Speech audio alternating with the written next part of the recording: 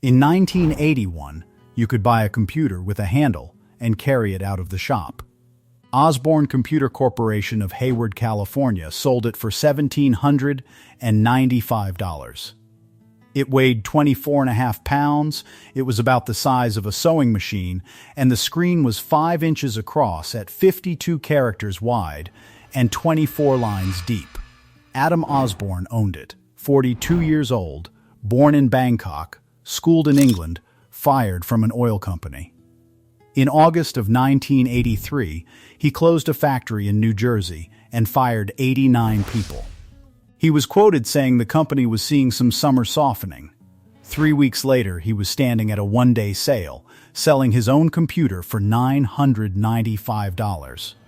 On September 13th, the company filed for bankruptcy in Oakland, California, with 600 creditors. He was not a careless man. One of the founders of the American computer press said it this way: "In those days, there were 3 major people in the industry: Bill Gates, Steve Jobs, and Adam Osborne." Not necessarily in that order. Osborne Computer Corporation was built in 1981. The financial statements of the company list the first outlay by Adam Osborne as $5,000. He hired a designer, Lee Felsenstein, out of the Homebrew Computer Club. The machine went on sale on April 3, 1981. The case was hard plastic with a handle molded into it, 20.5 inches wide, 9 tall and 13 deep. The early ones were tan with a dark brown front panel, and inside were 64 kilobytes of memory and 2 floppy drives. There was no battery in it, because it ran off a wall socket. The first year did not look like a success. $5.8 million in sales, $1.2 million in losses. The original business plan expected 10,000 machines over the entire life of the product. Adam Osborne was blunt about it. He said he was making a machine whose performance was merely adequate, not the fastest, and not especially expandable. Pick one up. 24.5 pounds hanging off one hand. Lee Felsenstein carried 2 of them 4 blocks to a computer fair. He said it nearly pulled his arms out of their sockets. The first advertisement showed 2 men in one line. The guy on the left does not stand a chance. On the right, the veins stand up on the back of his hand. Then, it moved. First shipments in July of 1981. Over the next 8 months, the company shipped 11,000 machines and stacked up orders for 50,000 more. Production reached 500 systems a day. The best month was 10,000 machines. That was the entire lifetime forecast, sold in 30 days. By October of 1982, there were more than 500 employees and $10 million a month coming in. Silicon Valley took the name of this company and made it a warning. The Osborne Effect. Announce your next product too early, and you kill the one you are selling now. In 2005, an American public television columnist and a British technology paper both printed corrections saying that story is wrong. There is a subscribe button under this video, and it is the only thing I will ask you for. Every week, this channel opens the paperwork of one dead computer company and reads what the people inside it wrote down at the time. Both halves of this story sit in documents, and the document that actually emptied the building is still ahead of us. Adam Osborne was born on March 6, 1939, in Bangkok, to British parents. His father taught Eastern religion and philosophy in India. During the Second World War, the boy lived with his mother in southern India. At 11, he was sent to a Catholic boarding school in Warwickshire, England. He took a chemical engineering degree at Birmingham in 1961, then a doctorate at Delaware in 1968. He learned to program computers there to make his own thesis go faster. He joined Shell Oil in California and was fired. His obituary in The Guardian said the firing saved him from a dull career in chemical engineering. What he did next was right. His introduction to microcomputers sold 300,000 copies. In 1979, he sold the publishing company to McGraw-Hill for a rumored $3 million. That is the word the reporting uses. Rumored. Lee Felsenstein was the opposite kind of person. He had designed a well-regarded early personal computer called the Sol 20, and he was one of the agitators inside the Homebrew Computer Club. Felsenstein later described how the two of them worked. Adam would flatter him about what a superb designer he was. Then, Adam would stand in front of a different audience and say that adequacy is sufficient and everything else is irrelevant. That was the whole design. Adequate is enough. Billed to a price, not to a spec sheet. The price was $1,795. For that, you got a computer nobody would have called impressive, and a stack of software worth roughly as much as the computer. One magazine put the software at $1,500. A newspaper obituary put it near the full price of the machine. Either number is absurd. You were paying for a box and getting the contents free. The contents were the operating system, CP/M, a word processor, WordStar, which was the program people actually wanted. Nobody was giving that away in 1981. The company did not buy it with money. It bought it with stock. Micropro International made WordStar. Micropro received 75,000 shares of Osborne stock, worth around $130,000 at the time, in return for an unlimited license to distribute WordStar with the machine. On top of that, $4.60 for each copy shipped. The most wanted word processor in the business, attached to every unit, for $4.60 and paper. The advertising did the rest. The Osborne one was sold as the only computer that would fit underneath an airline seat. In March of 1982, the company opened an assembly plant at Monmouth Junction, New Jersey, able to build 250 systems a day. An analyst named Ben Rosen, who would later chair Compaq, said the company might have the steepest sales slope of any company. In the middle of 1982, Adam Osborne was predicting annual sales of $250 million and pre-tax income of nearly $9 million. Then came the holiday promotion of October 1982. Buy an Osborne one, and the Ashton Tate database, DBase 2, came free in the box. It worked. It worked so well that the plants went to 2 shifts, and then 3 to get the orders out. And this is where the first crack opens, and announcements have nothing to do with it. Quality control broke down. Warranty problems increased enormously. That is the phrase the trade press used at the time. The early units already had a failure rate of 10 to 15%, which cost the company about $140,000 to correct. Now the line was running 3 shifts. There was a man in the middle of that. Charles Eicher was the repair specialist who could fix any Osborne. His own description of the job is that even the factory sent him some of the machines they could not fix. While the shifts were running, 2 things happened outside the building that Hayward barely looked at. IBM put the PC on sale in August of 1981. The trade coverage from the time says the introduction went almost unnoticed by Osborne. At the West Coast Computer Fair in March of 1982, listening to Adam Osborne, you would have thought IBM entering the market was a non-event. In May of 1982, K-Pro released the K-Pro 2. It was a direct competitor, and it had corrected the exact things Osborne owners complained about. The small screen, the low-capacity drives, the non-standard printer connections. A rival had gone through the complaint list one item at a time. By late 1982, it was well known in the industry that several IBM-compatible portables were coming, Compaq most of all. The company was not working in that direction. It was working on a follow-up called the Vixen. In December of 1982, the Vixen project had so many problems it had to be scrapped.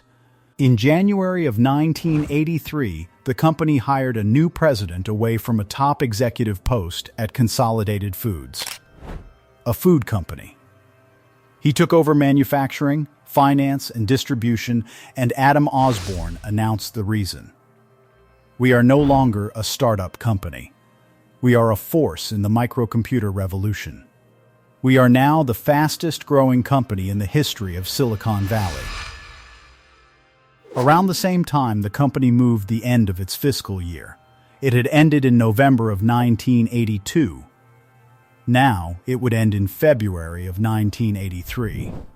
Investors would later attribute a different motive to that change. In their lawsuit, they charged that it was made, in their words, to circumvent the explicit disclosure of adverse financial information. That is an accusation in a court filing. It is not a finding. The numbers for the new fiscal year came out in April. $94 million in sales, $1 million in losses.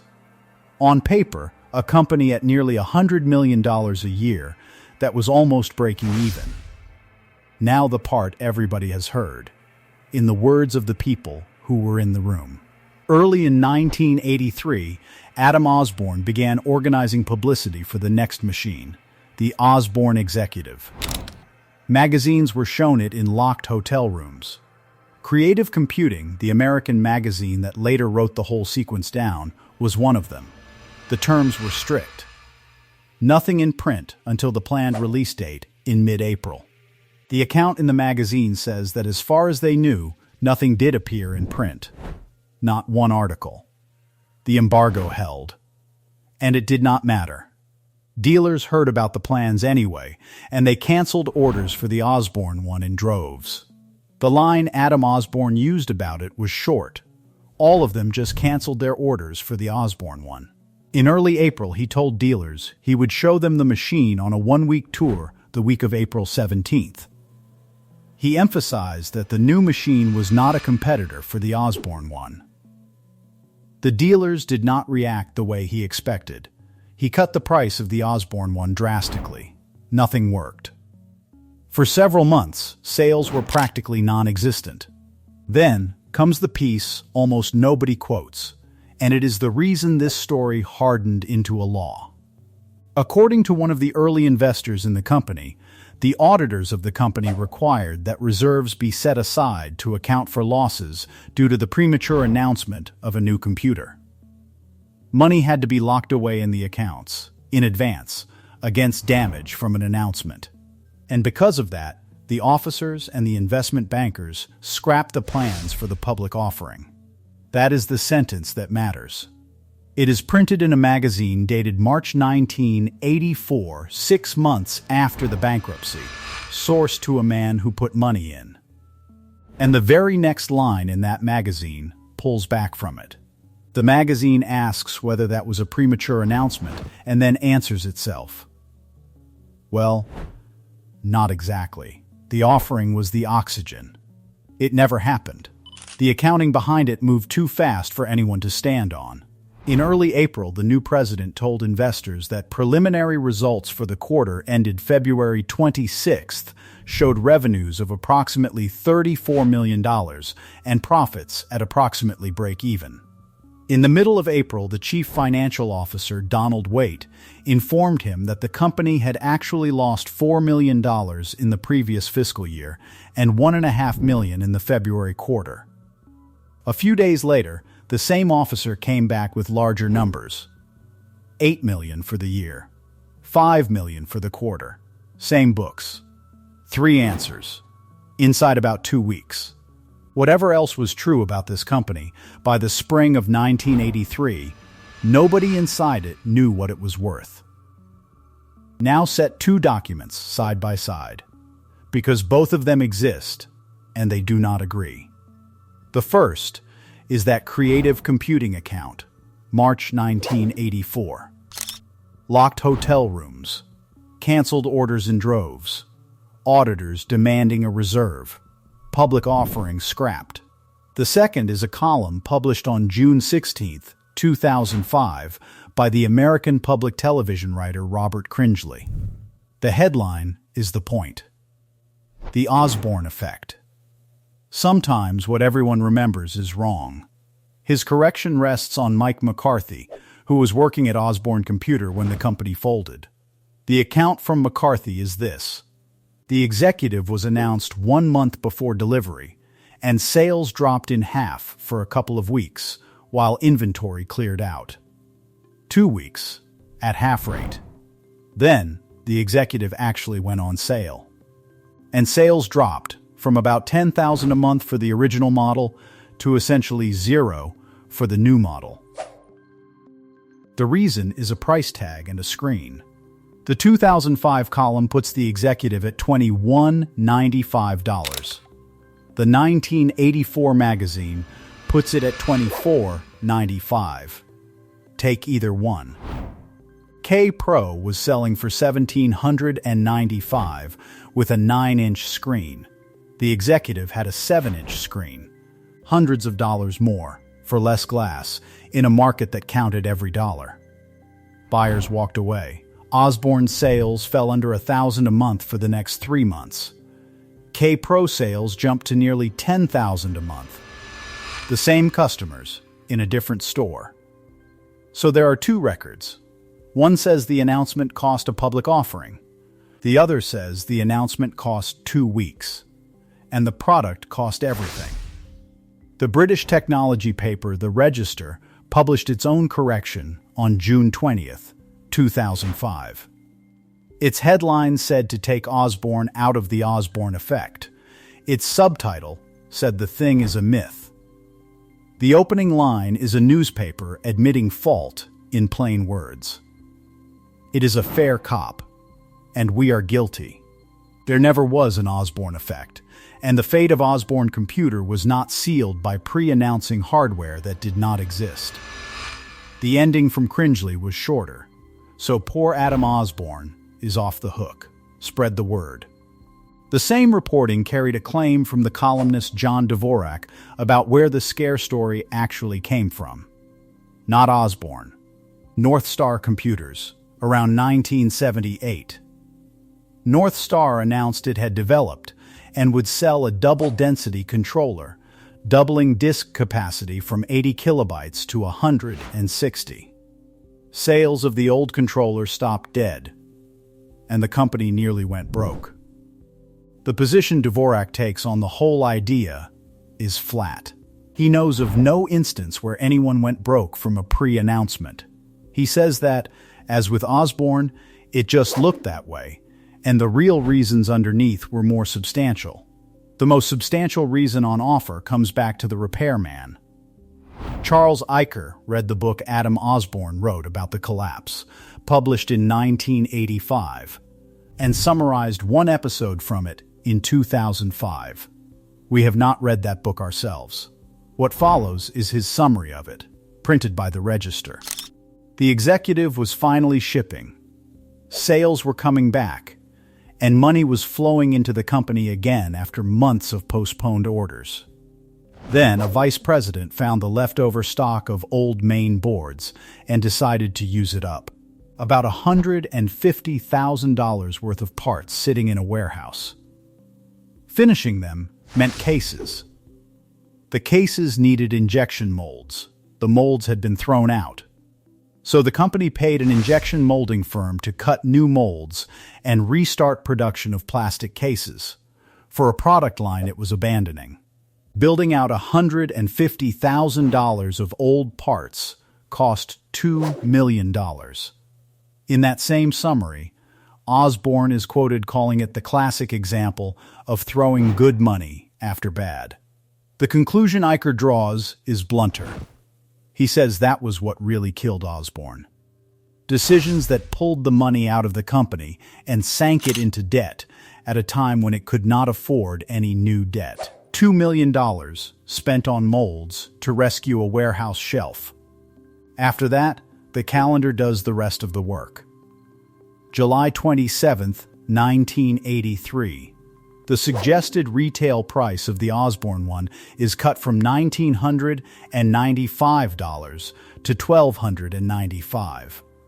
By August, the street price is in the 900s. August 2nd. The New Jersey plant closes. 89 people out. Adam Osborne is quoted at the time saying what is happening is we are seeing some summer softening. Also in August, the Hong Kong office, 2 employees, is shut. He tells the press the company is looking very, very carefully at manpower loadings. The very careful look ends with 200 workers in Hayward dismissed. Late August. The founder himself is making personal appearances at one-day sales. The Osborne one is going for $995. The executive, the machine that was meant to carry the company through, is going for $1,995. Early September. The banks seize the accounts receivable of the company. September 9th. 270 more workers dismissed, and the Hayward production facility closed, leaving 80 employees on the payroll. September 12th. Porter Hurt, whose firm supplied the circuit boards, files suit for $4.5 million owed to him. September 13th. Chapter 11. In federal bankruptcy court in Oakland, California. Assets, $40 million. Liabilities, $45 million. 600 creditors. 26 months from the first shipment to the courthouse. There was a company meeting where the layoffs were delivered. Sales, production, domestic marketing, and the lower clerical staff were handled differently from everybody else. The record of it is one sentence long. These employees were presented with their paychecks only. On September 22nd, 24 investors sued the company and several individuals for $8.5 million in damages. They accused the company and its auditors of masking its true financial condition while it was raising money. That is what the suit alleged. It is not a verdict, and it should not be read as one. Adam Osborne was asked about the failure afterwards. His answer was one sentence: "I do not feel any personal embarrassment." He said later that he had been stripped bare by men in three-piece pinstripe suits. His actual wording was harsher than that. He died on March 18, 2003, in India, at 64 years old. He was born in Bangkok, and he spent part of a war as a small boy in southern India, where his father taught Eastern religion and philosophy. The phrase outlived all of it. The description Dvorak gives of what happened to the phrase is the sharpest thing anyone has written about it. By around 1990, the details had been forgotten, and the pre-announcement bogeyman became essentially an urban legend, told to new marketing people to scare them. That is the shape of it. A company built on giving away software it paid for in stock. A follow-up machine that asked more money for a smaller screen than the rival across the valley. $2 million of molds cut for parts worth $150,000. A reserve set by the auditors that killed a public offering. 8 weeks of dates in a magazine. Out of all of that, the industry kept one sentence, and it kept it as a warning to be used on people who were not born yet. If you ever carried one of these through an airport, if your office had one under a desk with the lid off and the cables hanging out, if you ever bought a machine for what came in the box with it, rather than the box. If you have ever sat in a meeting where somebody said the words Osborne Effect to end an argument. Put it in the comments. Tell us the year, tell us the room, and tell us what color the case was. Because the early ones and the later ones were not the same color, and almost everybody remembers it wrong.